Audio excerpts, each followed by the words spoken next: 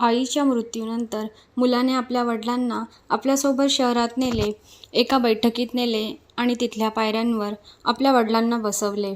ऑफिसचे काम करून येतो असे सांगून तो तिथून निघून गेला. म्हातारे वडील उपाशी तहानलेले आपल्या मुलाची वाट पाहू लागले आणि मुलगा म्हाताऱ्या वडिलांना सोडून घरी पोहोचला. परंतु घरी जाऊन जसा दरवाजा उघडला तेव्हा त्याला मोठा धक्का बसला. कारण अशोकराव आज खूप खुश होते. कारण तब्बल 1 वर्षानंतर त्यांचा मुलगा आणि सूनबाई त्यांना भेटायला गावाला आले होते. किंवा हे म्हणा की लीलाबाईंच्या मृत्यूनंतर ते पहिल्यांदा गावाला आले होते. गेल्या वर्षी कोणत्या तरी गंभीर आजाराने लीलाबाईंचा मृत्यू झाला होता आणि अशोकराव एकटे पडले होते. तसं तर त्यांना एक मुलगीसुद्धा होती, जिचे लग्न त्यांनी मोठ्या धुमधडाक्यात केले होते. परंतु तिचाही स्वतःचा संसार होता की, त्यामुळे अशोकरावांना आपल्या मुलीला काजलला त्रास द्यायचा नव्हता. तरीही काजल महिन्यातून एकदा वेळ काढून आपल्या वडिलांना भेटायला येत असायची. परंतु तिच्या संसारात कोणतीही अडचण येऊ नये म्हणून अशोकराव तिला समजवायचे की माझा जास्त विचार करत नको जाऊस, स्वतःच्या संसाराकडे लक्ष दे. परंतु काजल आपल्या वडिलांना म्हणायची, बाबा मला मान्य आहे की लग्नानंतर मुलीचे सासर तिची पहिली जबाबदारी असते. पण बाबा मी दादा आणि वहिनीच्या भरोश्यावर तुम्हाला सोडू शकत नाही ना. त्या दोघांना जर तुमची एवढी काळजी असती तर आईच्या मृत्यूनंतर तुम्हाला असे एकटे सोडून गेले नसते. आणि तेच नाही तर सगळे नातेवाईकच म्हणतात की किती वाया गेलेला मुलगा आहे. एकुलता एक मुलगा आहे तरीही त्याला लाज नाही की आई गेल्यानंतर आपल्या वडिलांना पलटूनसुद्धा त्याने पाहिले नाही. परंतु जसा अशोकरावांनी आपल्या मुलाचा आणि सुनेचा चेहरा पाहिला ते सगळ्या गोष्टी विसरले. फक्त त्यांना एवढंच लक्षात राहिलं की उशिरा का होईना माझा मुलगा मला घेऊन जाण्यासाठी तर आला. आणि जेव्हा त्यांचा मुलगा म्हणजे विकास गावात फिरायला बाहेर निघाला होता तेव्हा आपल्या मित्रांना भेटला. तेव्हा मित्र म्हणाले की किती मतलबी आहेस रे तू. तुझ्या वडिलांना तुझ्याशिवाय आहे तरी कोण, आणि तू आहे की वडिलांना एकटं इथे गावाला सोडून तू शहरात बायकोसोबत मजा करत आहेस. तो गावामध्ये जिथे जिथे गेला तिथे तिथे हे टोमणे त्याला ऐकायला लागले. आणि कोणी चुकीचं तर म्हटलं नव्हतं ना, बरोबरच होतं. परंतु सत्य एवढं वाईट होतं की विकास सहन करू शकत नव्हता. खरं तर त्याला घरवर लोन घ्यायचे होते जे वडिलांच्या नावावर होते. त्यामुळेच तो गावाला वडिलांजवळ आला होता, फक्त आणि फक्त आपल्या फायद्यासाठी. आणि जेव्हा त्याने आपल्याबद्दल हे सगळं ऐकलं तेव्हा तो रागात आणि द्वेषामध्ये येऊन त्याने काहीतरी विचार केला आणि घरी येऊन आपल्या बायकोला म्हणाला, श्वेता आपण दोघेही आज संध्याकाळी शहरात परत जाऊया. तू तुझे सामान पॅक करून घे. आणि नंतर आपल्या वडिलांजवळ गेला आणि म्हटला, बाबा तुम्हीसुद्धा आमच्यासोबत आज संध्याकाळी शहरात चला. इथे गावाला एकटे कसे राहाल. हे ऐकताच अशोकरावांना खूप आनंद झाला. ते खूप आनंदात आपले कपडे बॅगमध्ये भरायला लागले. सुनेने सुद्धा आपल्या सासऱ्यांची बॅग भरायला मदत केली. संध्याकाळी मुलगा आणि सून दोघेही आपल्या वडिलांना घेऊन शहरात निघायला लागले. निघताना अशोकरावांनी आपल्या शेजाऱ्यांचा निरोप घेतला. अशोकराव एका शेजारच्या काकांना म्हणाले, बघितला का भाऊ, मी म्हणालो होतो ना की माझा विकास तसा नाही आहे. तो मला कधी ना कधी नक्कीच घेऊन जाणार. आणि बघा आज मी माझ्या मुला आणि सुनेसोबत जात आहे. आता मलासुद्धा काही त्रास होणार नाही आणि माझ्यामुळे माझ्या मुलीला काजललासुद्धा काही त्रास होणार नाही. तीसुद्धा आता सुखाने तिच्या घरी राहू शकते. चला भाऊ आता निघतो आम्ही. एवढं बोलून अशोकराव आपला मुलगा आणि सुनेसोबत शहरात निघून गेले. प्रवास खूप लांब होता त्यामुळे विकासने रस्त्यात एका ढाब्यावर गाडी थांबवली आणि म्हणाला, बाबा तुम्ही जेवून घ्या. घरीसुद्धा काहीच खाल्लं नाही आणि तसे पण आपल्याला घरून निघून खूप वेळ झाला आहे. आता तरी तुम्हाला भूक लागली असेल. आपल्यावर आपल्या मुलाचे असे प्रेम बघून अशोकरावांना गलबलून आले. ते म्हणाले, नाही बाळा मी तुझ्यासोबतच जेवून घेईल. माझी मुलं उपाशी बसली आहे आणि मी जेवण करू. नाही बाळा तुम्ही दोघेही चला, आपण सगळे मिळून जेवण करूया. नाहीतर मलासुद्धा भूक नाही आहे. मी सुद्धा घरी जाऊनच काहीतरी खाईल. विकासने खूप प्रयत्न केला की अशोकरावांनी जेवण करण्यासाठी गाडीतून खाली उतरावे. परंतु ते आपल्या मुलाच्या प्रेमापायी कुठेच गेले नाही आणि विकासलासुद्धा जावं लागलं कारण विकासला आपलं काम करून घ्यायचं होतं. तो खूप शांतीने गाडीतून उतरला आणि आपल्या बाबांसोबत जेवण करायला गेला आणि सोबत त्याची पत्नीसुद्धा होती. तिघांनीही तिथे जेवण केलं आणि तिथून निघाली. रात्री खूप उशिरा तिघेही घरी पोहोचले होते, त्यामुळे घरी जाऊन ते असेच झोपले. सकाळी उठले तेव्हा सुनबाईने अशोकरावांना खूप स्वादिष्ट नाश्ता बनवून दिला आणि खूप सेवा केली आणि असेच 2 आठवडे निघून गेले. अशोकराव खूप खुश होते. सुनबाई खूप चांगली आहे आणि खूप सेवा करते. 2 आठवड्यानंतरच विकास आपल्या बाबांना म्हणू लागला, बाबा, आता तुम्ही तर इथे राहायला लागले आहात. गावाकडचे घर रिकामेच असते. मी असा विचार करत होतो की आपण गावाकडचे घर विकायचे का? मग त्या पैशाने मी इथे एक छोटासा बिझनेस स्टार्ट करेल. अशोकरावांनी नकार दिला. मग परत विचार केला की आता तर आपल्याला आपल्या मुलाजवळच राहायचे आहे. मग सोबत असतो तिथंच घरही बनतं आणि हाच विचार कदाचित अशोकरावांचा त्यांच्या जीवनातील खूप मोठी चूक होती. प्रॉपर्टी आपल्या नावावर केल्यानंतर विकास एके दिवशी सकाळी सकाळी म्हणाला, बाबा चला, तुम्हाला मी स्वामींच्या बैठकीला घेऊन जातो. बाबा पण खुश झाले. आज सोमवारसुद्धा आहे. विकासचा तर उद्देश काही वेगळाच होता. त्याने आपल्या मनात काहीतरी वेगळा प्लॅन तयार केला, परंतु अशोकरावांना ते समजले नाही. ते बिचारे आनंदात आपल्या मुलासोबत बैठकीत निघून गेले. तेथे पोहोचल्यानंतर विकास म्हणाला, बाबा तुम्ही आतमध्ये जाऊन बसा, तोपर्यंत मी बाहेर जाऊन येतो. इथे जवळ माझे छोटेसे काम आहे, ते पूर्ण करून तुम्हाला मी परत घ्यायला येतो. अशोकराव आतमध्ये बैठकीत गेले आणि जाऊन ध्यानपाठ करायला लागले आणि विकास आपल्या बाबांना सोडून तिथून निघून गेला. अशोकराव ध्यानपाठ करायला लागले आणि त्यांना आता 3 तास होऊन गेले. परंतु ध्यानपाठ करता करता त्यांना माहीतच पडले नाही की ते अजून 5 तास तिथेच बसले आहेत. असेच बसल्या बसल्या त्यांना आता अधिक वेळ होऊन गेले, परंतु विकास त्यांना घ्यायला आला नाही. आता तर सूर्य डोक्यावर चढला होता आणि अशोकरावांना भूक लागायला लागली होती. बैठकीतून बाहेर निघाले आणि तिथेच आसपास विकासला शोधायला लागले. कितीतरी तास तिथे बसून राहिले, परंतु जेव्हा दुपारचे 2 वाजले आणि विकास त्यांना घ्यायला आला नाही, तेव्हा ते खूपच काळजीत पडले. परंतु ते तरी काय करू शकत होते? नाही त्यांना घरचा पत्ता माहिती होता, नाही मुलाने किंवा सुनेने त्यांना नंबर दिला होता.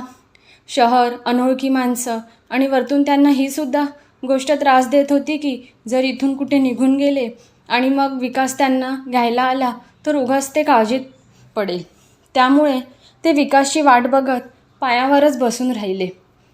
सकाळपासून काहीच खाल्ले नव्हते की पिल्ले नव्हते. बिचारे तशाच बायकोच्या मृत्यूनंतर स्वतःवर लक्ष न दिल्यामुळे इतके कमजोर होते आणि वरतून सकाळपासून काहीच न खाल्ल्यामुळे ते तिथेच बेशुद्ध होऊन पायऱ्यांवरून घरंगळत खाली पडले.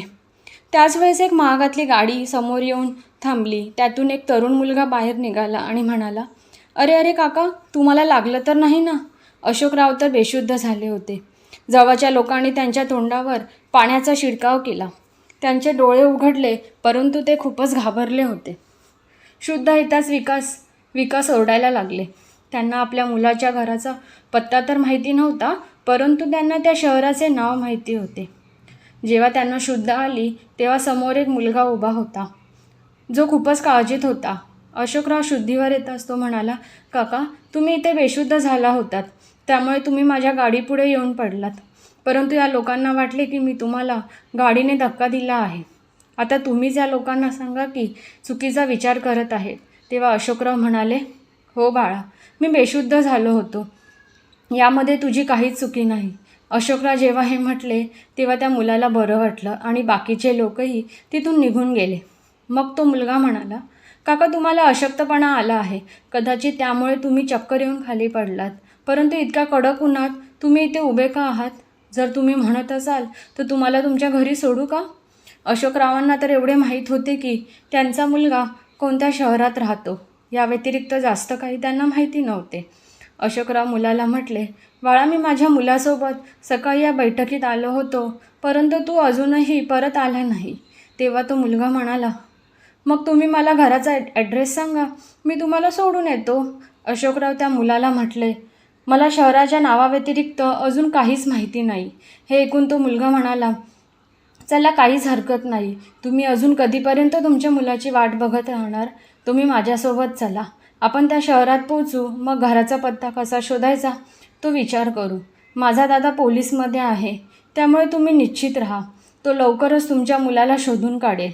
तो मुलगा अशोकरावांना घेऊन निघून गेला. अशोकरावांनी सांगितले होते की त्यांचा मुलगा एका मोठ्या कंपनीत नोकरी करतो. तो पुण्यासारख्या मोठ्या शहरात राहतो. तेव्हा तो मुलगासुद्धा म्हणाला की मीसुद्धा पुण्यातच राहतो. माझा परिवारसुद्धा माझ्यासोबतच राहतो. पुण्यात प्रवेश केल्यानंतर तो मुलगा विचारात पडला की आता काय करायचे. त्याने आपल्या दादाला फोन केला आणि सर्व काही परिस्थिती समजून सांगितली. त्याचा मोठा भाऊ लवकरच त्याच्या जवळ आला आणि येऊन त्याने अशोकरावांना पाहिले. मग विचारले की काका, तुम्ही बैठकीत केव्हापासून बसला होतात? तेव्हा अशोकरावांनी सगळं काही सांगितलं की कसं सकाळी विकास त्यांना बैठकीत घेऊन जाण्यासाठी हट्ट करत होता आणि ते सकाळीच येथे पोहोचले आणि आता तर संध्याकाळ झाली होती, त्यामुळे या मुलासोबत आले. कारण त्यांना वाटले होते की जर आपण या शहरात पोहोचलो तर कसंही करून घरापर्यंत पोहोचू. तो मुलगा आता आला होता, ज्याचे नाव सुधीर होते. तो पोलीसमध्ये होता. त्यामुळे सुधीरला समजायला वेळ लागला नाही की विकासने आपल्या बाबांपासून सुटका मिळवण्यासाठी त्यांना या बैठकीत सोडले होते. म्हणून सुधीर अशोकरावांना म्हणाला, काका, मला तर वाटत आहे की तुम्ही सकाळपासून काहीच खाल्लेले नाही. इकडे या, पहिले काहीतरी खाऊन घ्या, मग तुमच्या मुलाला आपण शोधून काढू. अशोकरावांना तर खूप जोराची भूक लागली होती, परंतु त्यांना अनोळखी मुलांवर ओझं व्हायचं नव्हतं. म्हणून ते म्हटले, नाही बाळा, एकदा माझा मुलगा भेटला की आरामात बसून मी खाऊन घेईल, तुम्ही दोघे खाऊन घ्या. ते दोघेही म्हणाले, आम्ही तर जेवणारच आहोत काका, आणि तुमचा मुलगा कुठे पळून जाणार आहे. जिथे कुठे असेल तिथून त्याला पकडून आणू.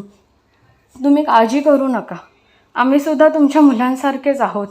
विचार करू नका, जेवण करून घ्या, या. त्यांनी अशोकरावांना जेवण खाऊ घातले आणि मग आपल्या घरी घेऊन गेले. तेव्हा सुधीर म्हणाला, काका, रात्र खूप झाली आहे, मी उद्या तुम्हाला सकाळी तुमच्या मुलाजवळ सोडून येईल. आता तुम्ही आरामात इथे झोपा. इकडे विकास ऑफिसमधून घरी येऊन आनंदात TV बघत होता. तेव्हा त्याच्या पत्नीने विचारले की विकास, बाबा कुठे आहेत? तुम्ही सकाळी त्यांना बैठकीत घेऊन गेला होतात, ते सकाळपासून घरी आले नाहीत. तेव्हा विकास म्हणाला, नाही आले तर येतील, आता कुठेतरी आसपास फिरायला गेले असतील. तेव्हा त्याची पत्नी म्हणाली, परंतु बाबा तर तुमच्यासोबत गेले होते ना, मग तुम्ही त्यांना कुठे सोडून आलात? मला सांगा. विकास, तुम्हाला ऐकायला येत नाही का? विकास जोरातच ओरडला, काय विकास, विकास वेडी झाली आहेस का? आणि इतके का मरत आहेस? ते माझे बाबा होते, मी पाहिजे ते त्यांच्यासोबत करू शकतो, जिथे पाहिजे तिथे सोडू शकतो. तू तुझ्यावर लक्ष दे, येतंय का लक्षात? त्याची पत्नी म्हणाली, माझ्या तर आले लक्षात, पण कदाचित तुम्ही विसरले आहात की ते तुमचे बाबा आहेत, ज्यांना तुम्ही त्रास देण्यासाठी एका अनोळखी जागेवर सोडले आहे. एक लक्षात ठेवा, आपल्या कर्माचे फळ या जन्मातच मिळते. विकास, विसरू नका या गोष्टीला की जे पेरसाल तेच उगवेल. आणि वेळ निघून गेल्यानंतर पश्चाताप करून काहीच होणार नाही. विकासची पत्नी एवढं बोलून खोलीत निघून गेली होती. तिकडे अशोकरावांबद्दल सुधीरने आपल्या घरात सगळ्यांना सांगितले होते. त्याच्या घरात कोणत्याच गोष्टीची कमी नव्हती. अशोकराव फक्त सकाळ होण्याची वाट बघत होते. दुसऱ्या दिवशी विकास आपल्या कामावर निघून गेला, परंतु काल रात्री त्याच्या पत्नीच्या बोलण्याने त्याच्या डोक्यावर काहीतरी असर झाला होता. तेव्हाच त्याला आपल्या मुलाला कडेवर घेतलेले, जे स्वतः अपंग होते, कधी आपली काठी सांभाळत होते तर कधी आपल्या कडेवरच्या मुलाला, हे सगळं बघून विकासला ते सगळं काही आठवू लागलं की जे बालपण त्याने बाबांच्या प्रेमात घालवले होते ते सगळे आठवू लागलं. त्याला कधी लागलं तर त्याचे बाबा त्याची किती काळजी घ्यायचे. तो थोडा तरी आजारी पडला तर त्याचे बाबा किती टेन्शनमध्ये यायचे. तेव्हाच त्याची नजर रस्त्यावर पडलेल्या फाटलेल्या चादरीवर झोपलेल्या माणसावर गेली, ज्यांच्या पायांना इतके लागले होते की त्यातून रक्त निघत होते. दुखण्यामुळे कणत होते ते काका, आपली कूस बदलत होते. तेव्हाच विकासला त्या माणसात आपले बाबा दिसले. त्यांच्या डोळ्यात अश्रू आले. आता त्याला आपण केलेल्या कृत्यावर खूप पश्चाताप होऊ लागला. विकास आपल्या बाबांच्या ज्या प्रेमाला, लाडाला विसरला होता ते सगळं त्याला आठवू लागले. विकास लगेचच शहराच्या बाहेर त्या बैठकीजवळ पोहोचला. तिथे त्याने त्याच्या बाबांना सोडले होते, परंतु इथे दूर दूरपर्यंत त्याचे बाबा दिसतच नव्हते. आसपासच्या लोकांना त्याने विचारले, आपले बाबा कसे दिसत होते ते सांगितले. तेव्हाच तिथल्या हारवाल्या दुकानवाल्याने सांगितले की काल रात्री इथे पायऱ्यांवर खूप वेळ एक म्हातारे बसले होते. कितीतरी वेळ कोणाची तरी वाट पाहत होते, परंतु त्यांना कोणीच घ्यायला आले नाही. मग ते बेशुद्ध होऊन एका मुलाच्या गाडीपुढे आले. हे ऐकताच जसं काय विकासचा जीवच निघून गेला होता. तो विचार करू लागला की मी किती स्वार्थी आहे. ज्या वडिलांनी मला इतकं प्रेम देऊन माझं लाड करून मला लहानाचं मोठं केलं, मला इतकं शिकवलं, माझं प्रत्येक स्वप्न पूर्ण केलं, त्या वडिलांचे मी पोटसुद्धा भरू शकलो नाही. इतक्यात त्या हारवाल्याची बायको आली आणि म्हणाली की परंतु ते आजोबा ठीक आहेत हां, तो मुलगा त्यांना आपल्यासोबत घेऊन गेला आहे, ते फक्त बेशुद्ध झाले होते. हे ऐकून विकासला थोडं बरं वाटलं, परंतु काळजीत पडला की शेवटी त्याचे बाबा आता कुठे आहे. तो तिथून निघाला आणि आपल्या बाबांना शोधू लागला. इकडे सुधीरने नाश्ता करून अशोकरावांकडून घराच्या आसपास कोणते वातावरण किंवा कोणती खूण आहे का हे जाणून घेण्याचा प्रयत्न केला. तेव्हा अशोकरावांनी सांगितले की बाळा, माझा मुलगा खूप मोठ्या बिल्डिंगमध्ये राहतो, जिथे 3-3 बिल्डिंग शेजारी शेजारी आहेत आणि त्यांना तिरंगाचा रंग दिलेला आहे. आमच्या बिल्डिंगचा रंग सफेद आहे आणि आमच्या घराच्या बाल्कनीतून पाठीमागे एक मोठे हॉस्पिटल आहे, त्यावर मोठ्या अक्षरात GP आणि पुढे काय लिहिले आहे ते वाचता आले नाही बाळा. सुधीरने शहरातल्या सगळ्या मोठ्या मोठ्या बिल्डिंगचे फोटे नेटवरून काढले आणि मग GP हॉस्पिटल सर्च केले, कारण अशोकरावांचा मुलगा एका चांगल्या सोसायटीत राहत होता ज्याचे फोटो नेटवर पडले होते. बिल्डिंगचे कलर पाहून अशोकरावांनी ओळखले, हा बाळा, माझा मुलगा याच बिल्डिंगमध्ये राहतो हां. आणि मग हॉस्पिटलचा फोटो दाखवून सुधीरने कन्फर्म केले. अशोकरावांना घेऊन त्याच्या घरी सोडायला निघाला. बिल्डिंग तर मिळाली, परंतु कोणत्या मजल्यावर आहे, फ्लॅट नंबर कोणता आहे, त्यांना काही कल्पना नव्हती. परंतु सुधीरने सिक्युरिटी गार्डला बोलवून विकासच्या नावाने फ्लॅट नंबर माहिती करून घेतला आणि अशोकरावांना घेऊन त्यांच्या घरी गेला. अशोकरावांच्या सुनेने दरवाजा उघडला तेव्हा अशोकरावांना बघून ती रडू लागली. म्हणू लागली, बाबा तुम्ही बरे आहात ना, काही त्रास तर झाला नाही ना. तेव्हा सुधीर तिला म्हणाला, बस झालं हां, ड्रामा बंद कर, हे सांग की तुझा नवरा कुठे आहे. अशोकराव सुधीरकडे पाहू लागले आणि म्हणाले, बाळा असं का बोलतोयस. तेव्हा सुधीर म्हणाला, बरोबर बोलतोय काका, विचारा तुमच्या सुनबाईला, हिच्याच सांगण्यावरून तुमच्या मुलाने तुम्हाला सोडून दिले असेल. अशोकरावांची सून शांत बसली, कारण तिला माहिती होती की ही चुकी तिच्या नवऱ्याची आहे आणि वरतून सुधीर त्याच्या पोलिसांच्या कपड्यात होता, त्यामुळे जास्त काही न बोलण्यातच तिने भलाई मानली होती. आणि इकडे विकास वेड्यासारखा त्याच्या बाबांना शोधत होता. त्याचे मन भावनांनी भरले होते. तो पूर्ण दिवस आपल्या बाबांना शोधत होता. तेव्हाच त्याला त्याच्या पत्नीचा फोन आला. ती म्हणाली, एका विकास, तुम्ही आत्ताच्या आता घरी या. तसे पण विकास आज कामावर गेला नव्हता. तो घरी आला आणि घरीत येताच त्याने पाहिले की दरवाजा त्याच्या बाबांनी उघडला आहे. एका क्षणासाठी तर तो विश्वास ठेवू शकला नाही. मग रडत रडत आपल्या बाबांना मिठी मारली आणि माफी मागायला लागला.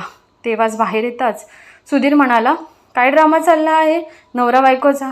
वा रे वा. सुधीरने विकासची कॉलर पकडली आणि म्हणाला, जर आज नंतर मला माहिती पडले की बाबांसोबत असे काही केले आहे जे त्याच्यासाठी हानिकारक आहे, तेव्हा मी तुला सोडणार नाही.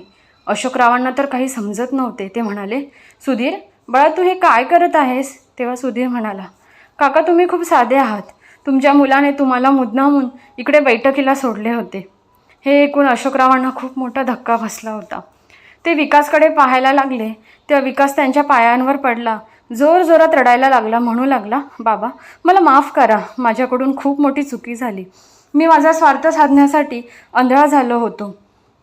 तेव्हा सुधीर म्हणू लागला, रोखणं टोकणं खटकू लागलं होतं, हे त्यांना विचार ज्यांना रोखण्या टोकण्यासाठी कोणीच नाही आहे. देवाने तुला हे जे अनमोल वरदान दिले आहे त्याची कदर कर, याची काहीच किंमत होऊ शकत नाही. हे जे बाबांचे प्रेम आपल्याला मिळत आहे ना, ते खूप अनमोल आहे, किमती आहे. जगात कितीतरी अशी मुलं आहेत जे दिवस रात्र तडपत असतात, परंतु त्यांना आई वडिलांचे प्रेम मिळत नाही किंवा त्यांच्या नशिबातच नसते. विकासला आपल्या चुकीचा पश्चाताप झाला होता. सुधीर अशोकरावांना हे बोलून निघून गेले, कारण काका आता मी येतो, कायमच येत जात राहील. जर कोणता त्रास होत असेल तर मला नक्की सांगा. तर मित्र आणि मैत्रिणींनो, आपले आई वडील आपल्या आयुष्यात किती मौल्यवान असतात हे वेगळं सांगण्याची गरज नाही. आपले आई बाबा सासू सासरे जोपर्यंत आहेत तोपर्यंत त्यांची सेवा करा, त्यांना आपल्या मुलांप्रमाणे सांभाळा, कारण ते सतत आयुष्यभर आपल्यासाठी झटलेले असतात, फक्त आपलाच विचार करत असतात, परंतु ही गोष्ट आपल्या लक्षात येत नाही. म्हणून शक्य होईल तेवढे त्यांचे आशीर्वाद आपल्याला मिळतील याचा कायम प्रयत्न करत राहा. नंतर पश्चाताप करून काहीच मिळत नाही. कारण प्रत्येक वेळेस सुधीर किंवा त्याचा भाऊ भेटेल असं होणार नाही ना. फ्रेंड्स, मला आशा आहे की तुम्हाला आमची कथा आवडली असेल. जर तुम्हाला कथा आवडली असेल तर व्हिडिओला लाईक करा. चॅनलवर नवीन असाल तर गुंफण नात्यांची या चॅनलला सबस्क्राईब करा. आणि हो, कृपया नोटिफिकेशन बेल दाबायला अजिबात विसरू नका, जेणेकरून पुढील अपडेट सर्वप्रथम तुम्हाला मिळतील. धन्यवाद.